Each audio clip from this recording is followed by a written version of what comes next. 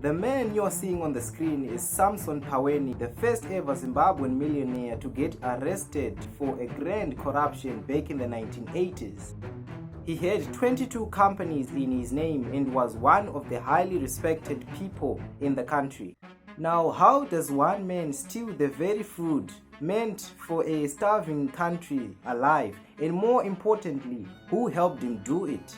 Zimbabwe is barely 2 years, and while others are ululating and celebrating the independence, one man is scheming what many people may argue was the genesis of corruption. It's 1982 and Zimbabwe has just gained its freedom, fresh from the brutal liberation war.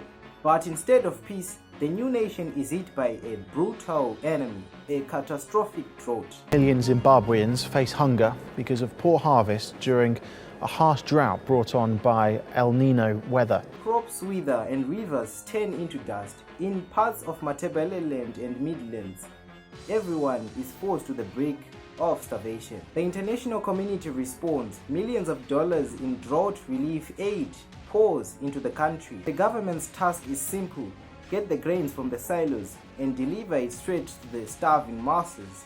But there is a problem. There is no transportation. The government doesn't have the trucks and they need a middleman. Enter Samson Paweni, a sleek, highly connected businessman who understands one fundamental rule of chaos. Where there is tragedy, there is a profit. Paweni secures the exclusive government contract to transport the grains to the masses. It looks like a heroic business plan, but Paweni isn't planning on saving lives, but instead planning a haste. So how do you steal $6 million from a government without anyone noticing? You don't steal the food, you steal the paperwork. As simple as that. But how? Paweni created what investigators will later call the Phantom Fleet. He built the government for moving thousands of tons of grains. The invoices looked great and the stamps looked official. But there was just one problem. The trucks didn't exist and the invoices were completely fake, and the starvation was starting to get into Zimbabwe. He was double invoicing the government, sometimes tripling the invoices. He charged the government for routes his trucks never drove. But a scam this massive couldn't happen in a vacuum. Paweni wasn't working alone. He was heavily bribing top government officials, men sitting in the Ministry of Labor and Social Welfare, silencing them. While Zimbabweans tightened their belts due to hunger and starvation, Paweni and his inner circle were enjoying life and were living like kings. But arrogance is the enemy of the criminal mindset.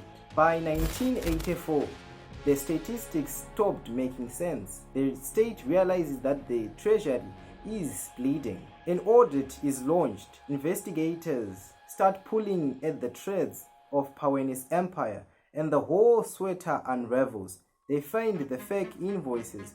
They find the ghost trucks. In a highly publicized trial that shocks the young nation, the truth comes out. Paweni had been found guilty of swindling the government out of nearly $6 million, an absolute fortune at that time. The hammer drops hard. He is handed 15 years in prison sentence. His accomplices get 10 years. It is held as a massive victory for justice in Zimbabwean history. A corrupt millionaire had been brought to his knees. But is it really victory?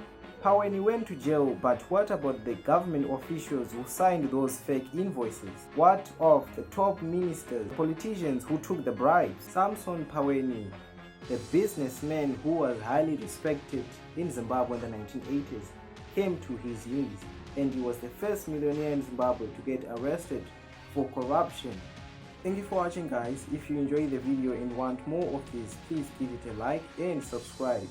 Sorry for the inconsistency, if that's the word. I've been caught up with some schoolwork and stuff, but I'll be showing up. Thank you guys for watching. See you in the next one. Peace.